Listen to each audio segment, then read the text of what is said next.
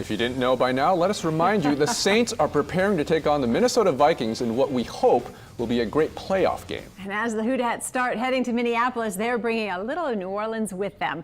Let's go back out live to Natalie Shepard with more on that story. How you doing, Natalie? I'm cold.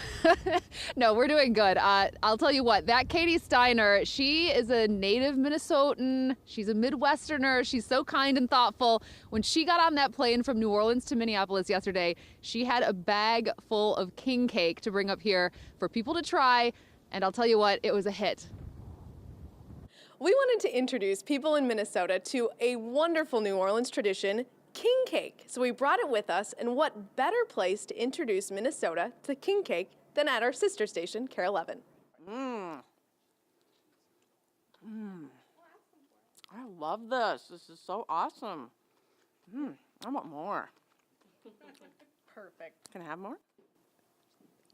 Yeah. What is that? Is this for real? There's a baby in this cake.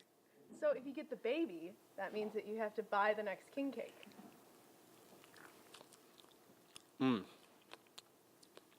This is pretty good. So what? I have to buy the next king cake? I'll buy the next king cake if you bring me down to New Orleans with you. This is Manny Randazzo's king cake. Have you had this before? I have lived off of Randazzo's king cake. It's a taste of home, and I can't wait to take a bite. Go for it. Oh, yeah.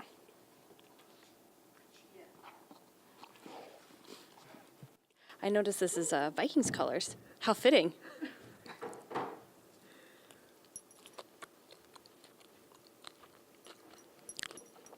Really, really good. That is good. I'm gonna taste it down with a little bourbon. That's a great idea. I love it. Delicious. So it's not just New Orleanians who love king cake. Minnesotans love it too. Back to you. All right, king cake is not Vikings colors. That is just wrong, but those people did have the correct response to tasting king cake.